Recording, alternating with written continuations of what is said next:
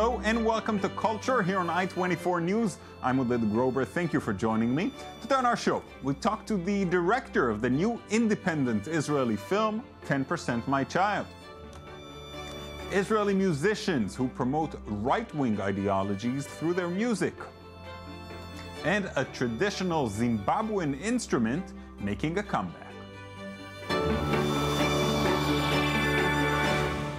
10% My Child is an independent Israeli film that tells the story of a man and his relationship with his stepdaughter. It was recently nominated for Best Film in the upcoming Israeli Academy Awards, and I'm very happy to have the film's writer and director, Uri Bar-On, right here in the studio to tell us all about it. Thanks for coming in, Uri. Thank you, Oded. So tell me a little bit about the film, first of all. It's a dramedy, which means a drama and comedy together. And it's about a relationship between a guy and the daughter of his girlfriend. And basically the girl doesn't want him around in the beginning. But then after all, things are getting into place and things are happening to both of them. It's becoming a very important relationship for both of them. I see.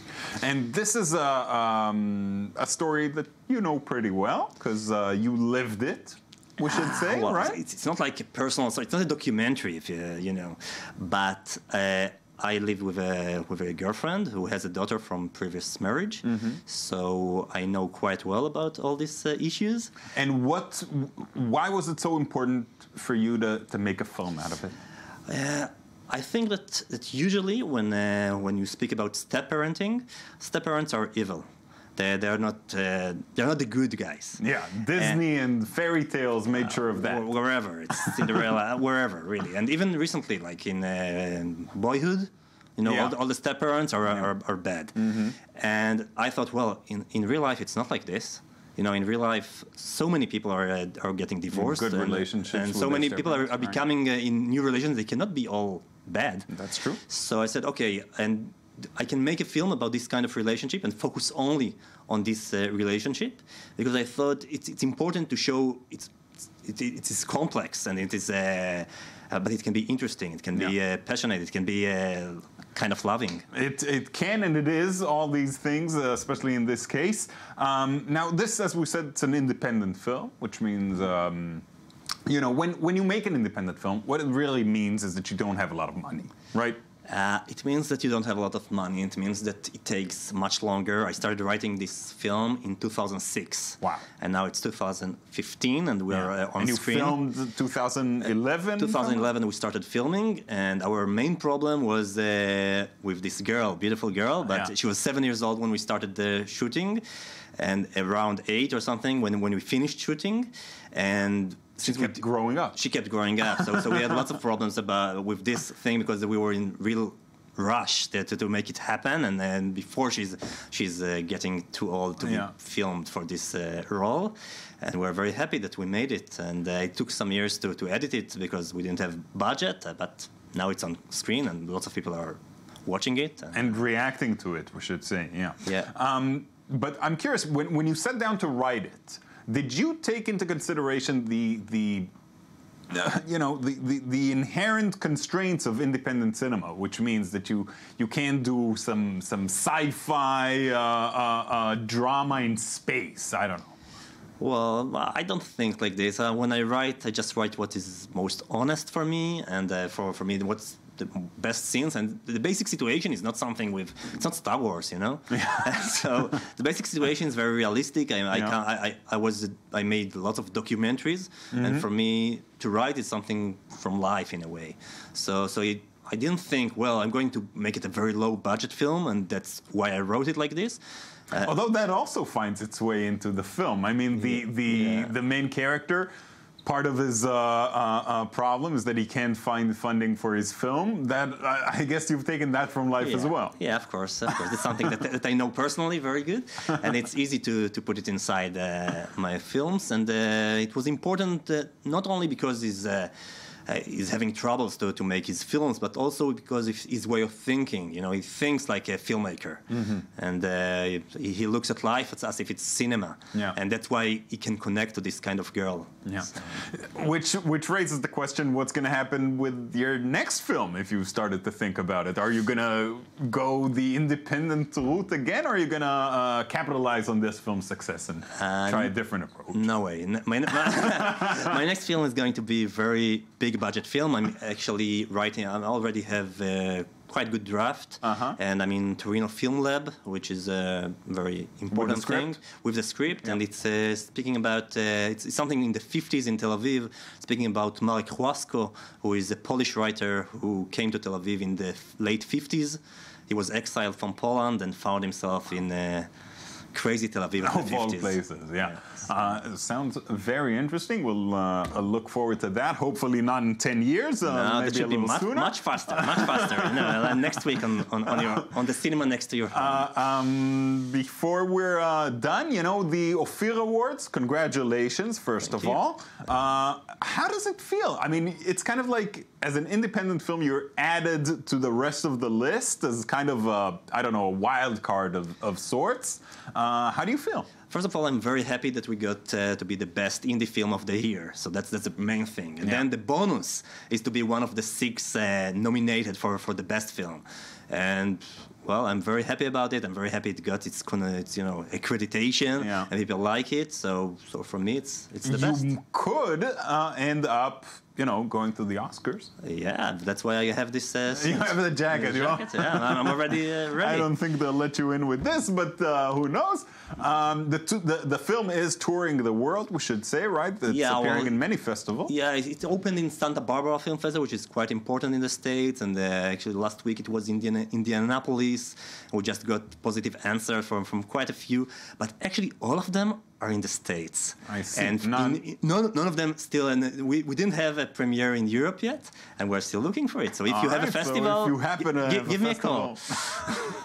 And it's also screening in the Cinematheque in Tel Aviv with English subtitles. Not always, but every Sunday it's all English subtitled screening. So you should. Great opportunity for English-speaking audiences. Uli, congratulations again. Thanks for coming in, and best of luck. Thank you very much, Oded. Now, here on the show, we usually present music as a universal language, often serving as a bridge between different cultures. Music can also be a powerful tool to promote peace. But as you're about to see, there are plenty of musicians who use their craft to support a very different message, one of hate. Daniel Campos brings us a review of Israel's far-right musicians. You are about to meet some of Israel's most famous musical zealots. Unlike Israel's left-oriented musicians who believe in using music as a bridge of communication between peoples, these musicians don't care about the coexistence bridge. They believe the bridge has never existed. In their minds, there's no solution to the Israeli-Palestinian conflict, no chance for peace, and there's only one side guilty. Let's meet some of Israel's most famous far-right-wing musicians. Aging rock star who turned religious, Ariel Zilber, an eclectic and highly creative musician, known for his great contribution to Israeli music in the 1970s and 80s. Kahana Was Right is one of Zilber's songs expressing his political points of view, agreeing to the views of extremist rabbi Meir Kahana, founder of the outlawed Kach political party, who believed Arabs should be transferred out of Israel. Zilber has also asked for the release of Yigal Amir, the murderer of Prime Minister Yitzhak Rabin, and has also expressed negative opinions on homosexuals. As a consequence of his views, in 2014, world-renowned singer Achinoam Nini refused to receive a Lifetime Achievement Award since Zilber was to receive one as well. Noah managed to get the award downgraded. Amir Benayoun, a singer popular among mainstream Israelis for his non-political songs. He's a musician with a troubled past. exempted from military service because of drug problems. His most controversial songs are popular among the extreme right. I Am Your Brother accuses the left of sacrificing the lives of other Jews. More recently, his song Ahmed Loves Israel. In the song, an Israeli Arab named Ahmed, who receives benefits from the State of Israel, in the end will carry out a terror attack against Jews. The lyrics led Israeli President Reuven Rivlin to cancel a scheduled performance by Benayoun at the president's official residence in November of 2014.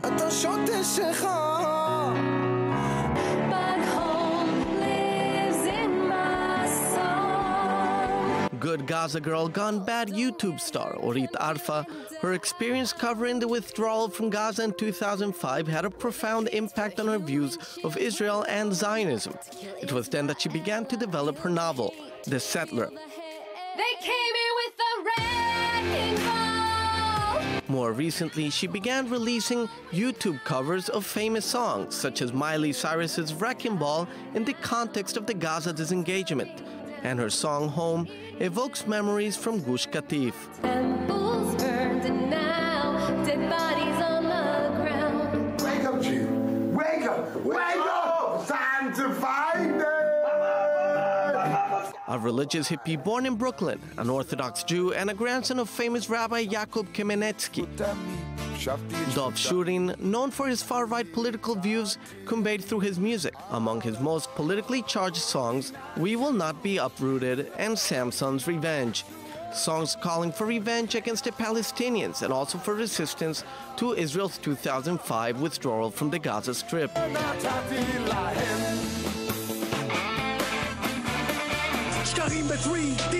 Another singer considered an extremist by some is rapper Yoav Eliazi, commonly known by his stage name The Shadow. He made headlines along with his group of supporters when they physically assaulted and intimidated anti-war protesters in Tel Aviv during the Gaza war in 2014. Radical right-wing musicians with extreme lyrics are still a quite rare find in Israel, and therefore they make sensational headlines when expressing their points of view. Mira Awad, Achinoam Nini, David Broza, there are still plenty of well-known Israeli musicians who continue to aim for coexistence. They continue to hope that peace between Israelis and Palestinians will come. And me too. On a different note, the mbira is a Zimbabwean musical instrument traditionally used to communicate with the spirits. Now it's becoming a hit with younger musicians who are taught to play it at school. More in this report. Their clothes may have changed, but not the instruments they're playing. For 7 centuries, Zimbabwe's Shona people have been using the plucky sounds of the mbira to communicate with the spirits. The mbira plays an important role in summoning the spirit to descend and communicate with the living. Albert Chimedza is passionate about the instrument. For him, the mbira is part of Zimbabwe's cultural heritage and should not fade into obscurity. At his workshop, craftsmen still make the little metal keyboards, but look like smiling mouths of musical teeth. Mbiras are bought by musicians and tourists alike, but Chimedza has found that they have broader appeal in Zimbabwe. In the last year alone, we gave mbiras to 125 schools. Our thinking on that is basically that culture is not preserved by the elderly. It's preserved by the ones who live on to the next generations. At this school, learning the mbira is a serious undertaking. These students have to play it for their year-end exam. But they try to make it fun too. One of the very first things that people always think of whenever they hear the term mbira is you're going to be talking of ancestral spirits and the likes. But we have allowed them to contemporize it. Bring out your Western songs on mbira. It's this fusion of old and new that will keep the instrument alive in the future. Nothing like a little John Legend to transform these teenagers into enthusiastic mbira players. Before we end, here's our cultural recommendation for today.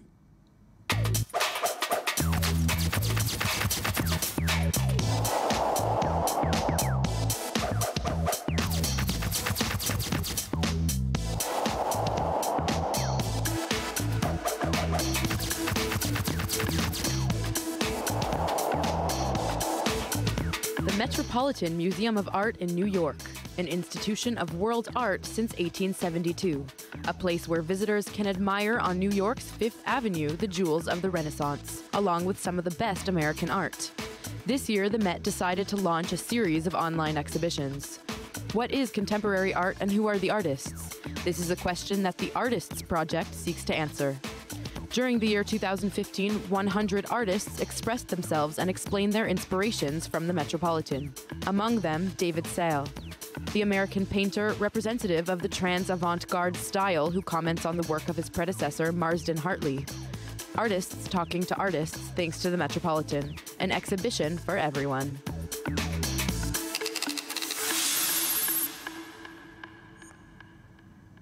That's it from us for today. I hope you enjoyed our show. We'll be back Monday with a whole new show, and until then, there's our weekend edition. You can also log on to our website, i24news.tv, for our past shows and most recent updates. Thanks for watching.